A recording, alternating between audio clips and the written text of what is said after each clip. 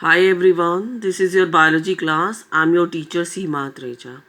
In this video, we are going to discuss the internal structure of anther.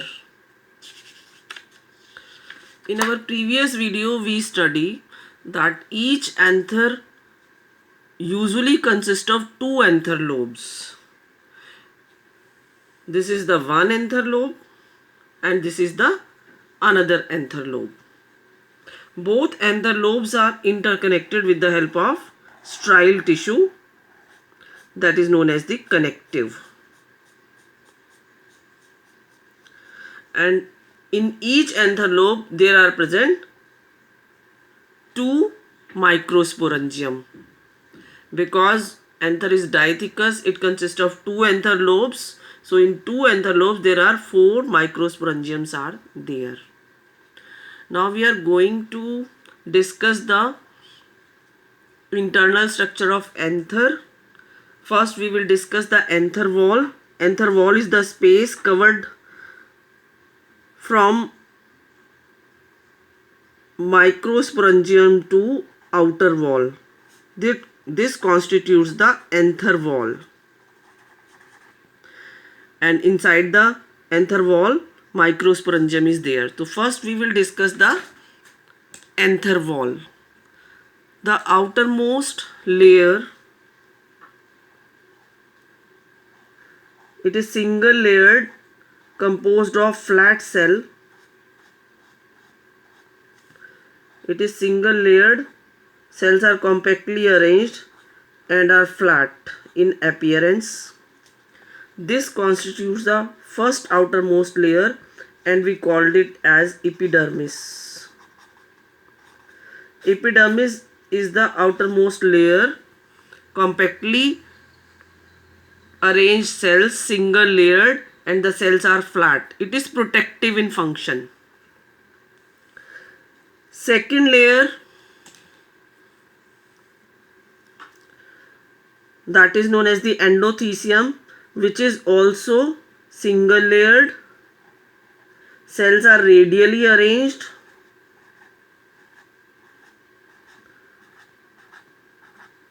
With callous thickening. Endothecium is the second layer.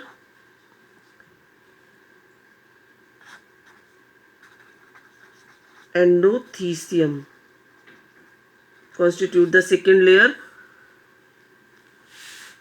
after the epidermis. Cells are radially arranged, single layered with callous thickening. The next layer is middle layer, which is made up of 3 or 4 layers thick. It is 3 or 4 layers thick. Cells are thin-walled, loosely arranged parenchymatous cells. Cells are loosely arranged and they are parenchymatous. Constitute the third layer, that is middle layer.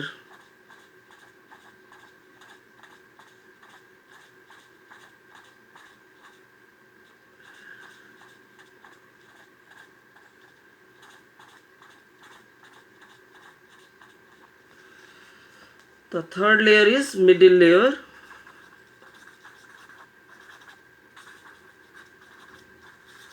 Made up of 3 or 4 layers. Cells are thin-walled and constitute of loosely arranged parenchyma cells. All these 3 layers, that is epidermis, endothecium and middle layers, after their formation, they becomes fibrous and rigid and provide protection to the anther. Fibrous thickening is present all over on these wall layers except at the point of dehiscence. The point of dehiscence is the point which is present between the two microsporangia. This represents the point of dehiscence.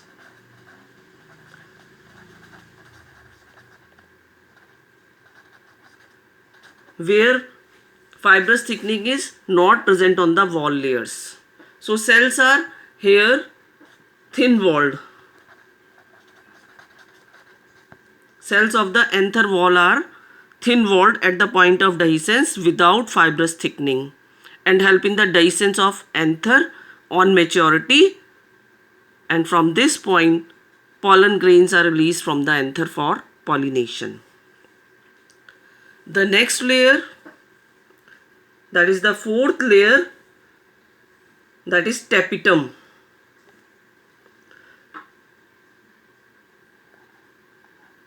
Cells of tapetum are pyramid shape.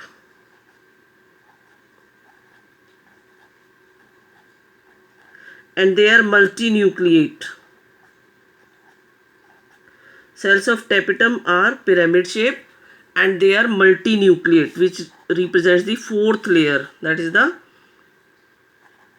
inner layer, tapetum, single layered.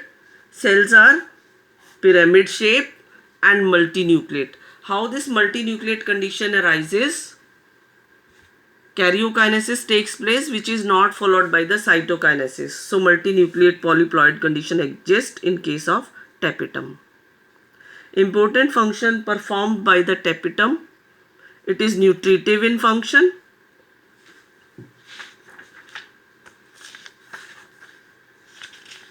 Provide nutrition to the developing microspores. Next important function performed by the tapetum, it secretes an enzyme callose. Where is the callose thickening is present? This enzyme callase help in dissolving callose. Callose is present into the microspore tetrad. Microspore tetrads, when microspores are produced, they are produced in the group of 4 microspores. This is known as the microspore tetrad. These 4 microspores are connected together with the help of callose thickening. This callose thickening is dissolved by the callase enzyme secreted by tapetum. So, first important function performed by the tapetum, it is nutritive in function. Second important function, secrete enzyme callase, which dissolves callose of microspore tetrad. And the next important function performed by the tapetum, it secretes Ubish bodies with coating of sporopollenin. What is sporopollenin? It is the most resistant substance in the nature. And later on, sporopollenin help in the formation of outermost layer of the pollen grain, that is known as the exine, which provide resistance to the pollen grain in unfavorable condition. Another important function performed by the tapetum, that is formation of pollen cake. Pollen kit is not produced in all the cases, but in some cases pollen kit is produced, as in case of hibiscus or China rose. If somehow our skin touched to the China rose flower, yellow powdery substance spread on our skin, that is known as the pollen kit. So these are the important functions performed by the tapetum. Tapetum is of 2 types in nature. It may be glandular tapetum, which secrete, and it is also known as secretory. The second type of tapetum exists in nature is the amoeboid type tapetum. So 2 types of tapetum exist in nature. So these are the anther wall. Further हम anther wall को discuss करते हैं. First anther wall, that is epidermis. It is single layered, made up of flat cells. It is protective in function. Second layer is endothecium. It is also single layered. Cells are radially arranged. Cells are with callose thickening. Third layer, inner to the endothecium, is the middle layer, which is made up of 3 or 4 layers. Cells are thin walled, made up of loosely arranged parenchyma cells. All these 3 layers help in the dehiscence of anther on maturity. On these 3 layers, fibrous thickening is present, but at the point of dehiscence, fibrous thickening is absent. So cells are thin walled at the point of dehiscence. Point of dehiscence exists between the 2 microsporangium, where the cells are cells of the anther walls are thin-walled and help in the dehiscence of anther at the time of maturity, from where the pollen grains are released in nature. And the last layer, that is tapetum, which constitute the anther wall innermost layer, that is known as the tapetum. Cells of the tapetum are with thick cytoplasm and they are multinucleate. How multinucleate condition arises? By the process of endocytosis, where cytokinosis does not takes place after karyokinesis. So multinucleate condition exists in the cells of the tapetum. What are the important functions performed by the tapetum? It is nutritive in function, provide nourishment to the developing microspore, secrete enzyme callase, which dissolves callose of microspore tetrad. As we already discussed, जो microspores produce होते हैं, they are in the group of 4 and joined together with the help of callose thickening. So this callose thickening is dissolved by the callase enzyme released from the tapetum. Another important function performed by tapetum, it secretes Ubish body, which consists of the coating of sporopollenin, which help in the formation of outermost layer of the pollen grain, that is known as the exine.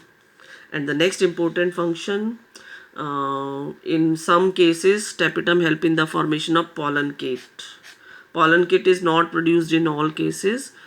For example, in case of hibiscus or China rose, we can observe the pollen kit. Tapetum is of two types in nature. It may be glandular tapetum or it may be amoeboid tapetum. So this is the wall layers in case of internal structure of anther. Inside these wall layers, what is present in anther lobe? In each anther lobe there are present the 2 microsporangium, and on the whole in anther there are present 4 microsporangium. What is present inside the microsporangium or inside the anther wall? Inside the microsporangium, inside the tapetum, there is present compactly arranged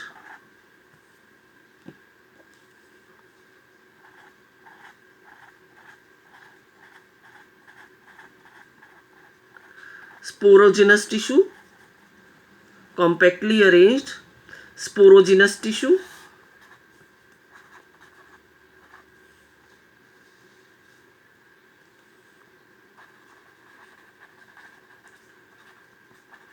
and we can call it as archisporial tissue. As the further growth takes place, size of the microsporangium goes on increasing. As the size increases, there develops some space between these sporogenous cells.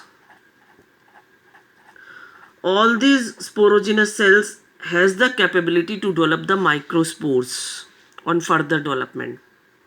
But some of the sporogenous tissue gets degenerated and absorbed.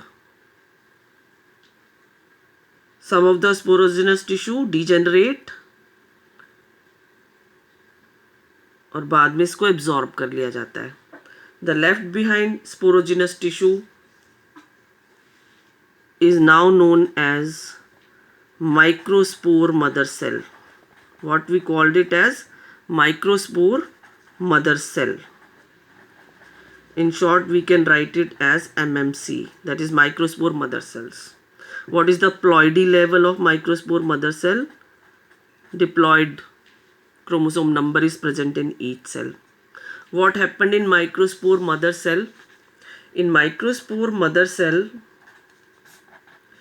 one meiotic division takes place.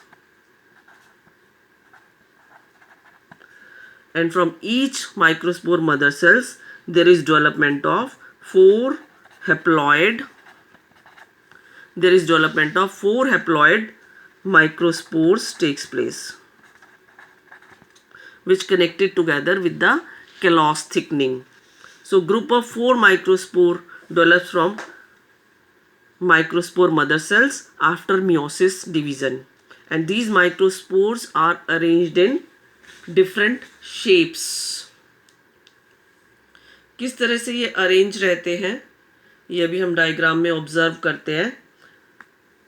These 4 haploid microspores, we called it as microspore tetrad.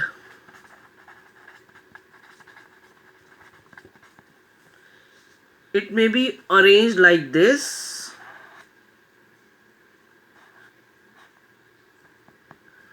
Three are visible from front and one is present at the back. This is known as tetrahedral tetrad. Tetrahedral tetrad. Next shape which exists in nature is the all the four are visible from front. It represents the isobilateral type. Tetrad. The next shape, they are arranged in a line. This is known as linear tetrad. And the fourth one, that is F-shaped. This is known as F-shaped and we called it as decussate type.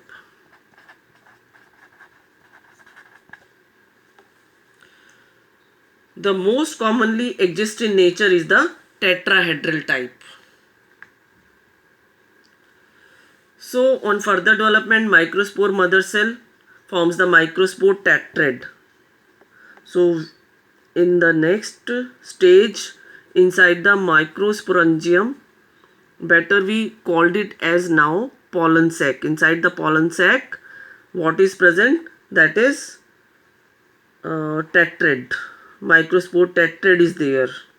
The most common one, we are going to form it as tetrahedral tetrads are present inside the pollen sac. This is now called at